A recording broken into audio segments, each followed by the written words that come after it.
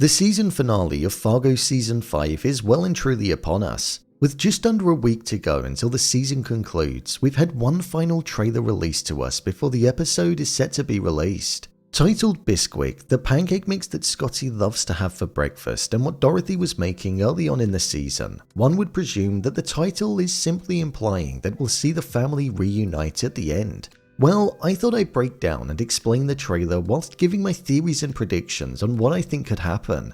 Oh, and as well, reveal the identity of who Ole is sharing some orange pop with. It's the important things, you know. So let's get into it. Here is Fargo Season 5 Episode 10 Trailer Explained. Just to let you know, this video will contain spoilers. So the trailer for the final episode opened up with Roy's father-in-law and Roy in deep conversation. Odin said to Roy, "When violence comes, it comes fast." And then there was another line of dialogue which sounded as though it was taken from a different sentence where he said, "Did I draw first? Did he?" The first part of this dialogue makes me think that it's just about the fact that the FBI and police force are closing in on the ranch and that he's anticipating there to be violence and that he knows that the Patriots are going to respond in an aggressive manner, hence why he feels as though it's going to come fast. I feel he's letting Roy know what exactly is going to go down. This is also something which I feel ties into the lack of certainty and trust that Odin has in Roy. In the previous episode, he asked if Roy was in the Reichstag or if he was in the bunker, meaning did he have the mindset of wanting to lead and be brutal or was he giving up? And it did quite literally feel like Roy was on the cusp of giving up and was out of his depths. So I feel Odin mentioning the violence was done to make Roy aware of what is about to come and the severity of it. With there being shots in the trailer of both sides firing, it's definitely going to have some casualties, and like Odin said, come fast. The second part of the dialogue was based around it seeming like Odin had attacked somebody. I'm going to presume that Odin fired at either Whitfar or Gator. I think this because later on in the trailer there was a shot of what looked like somebody getting out of the grave. I'm in two minds about this one. It looked like the individual was wearing the hat that Whit usually wears when he's in uniform, but it also looked like there was a blue cast around the person's arm, which makes me think that it could be Gator. But also at the same time, this shot could have nothing to do with what Odin was talking about. However, as well as that, when Odin was saying what he was saying, it cut to Whitfar walking through the bunker, so maybe in the context of the conversation it was about Whit being fired at, and Gator being in the grave could be separate if it is him.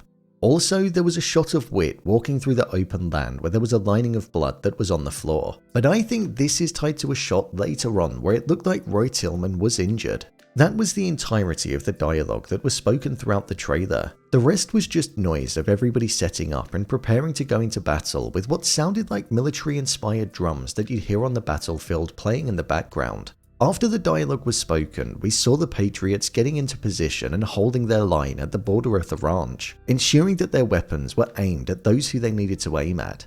Then, after this, there was a shot of a blind Gator having to navigate through a space which looked like it could have been the bunker. I think Gator is going to have a really important role to play in the finale. Gator is a product of his father. He was destined to have the type of life that he had and be the person that he was because of Roy Tilman. With his mother not around, he turned to his father and wanted to try his best to impress him, which in turn has led him to do some awful things over the years, even killing people.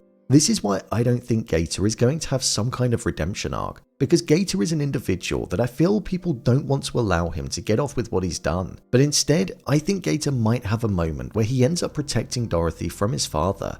I think this because they were once so close when she was originally on the ranch, as we saw in the episode with the puppets, and with his father leaving him in a vulnerable state where he was in the open and blind. I think that will stick with Gator. Plus, I also feel he may find out the truth about what happened to his mother, Linda, and that Roy killed her, so that will make Gator come to his senses even more and realize that his father doesn't truly care about him, and highlight that he's an evil person. And by Gator doing that and standing up for Dorothy, he wouldn't be redeemed, so to speak, but he would show some kind of redeeming quality. However, I think Gator will ultimately end up being killed by his father, which will put his story to bed, and show that slight arm of redemption that will round off the character's arc well. The next shot that we had after this was of somebody pushing a gun away from them on the floor with their foot. What was particularly interesting about this shot was that around the ankles of the person was a chain. So one would assume that it's Dorothy. She had chains around her when she got into the grave, so she's probably still bound by them and hasn't been able to get rid of them completely. When looking at whose weapon it could be, it's a difficult one to guess really. It's not Roy's and it's also not Whit Farr's, so it makes me think that it could just be one of Roy's henchmen's weapons that's being pushed out of the way. And maybe Dorothy has taken them out and is just merely pushing them out of the way. After this, there was a shot of Roy standing in a church at the altar, looking like he was speaking to God in order to help him find a way out of the mess that he was in. Somewhat similar to what we saw in episode 4 of the show, where he was speaking with God and asking for protection. So it feels like he's going to be doing the same thing in this instance, knowing full well that the war on his doorstep is likely to erupt at any given moment. The next shot that we had was of Dorothy being driven away in a car.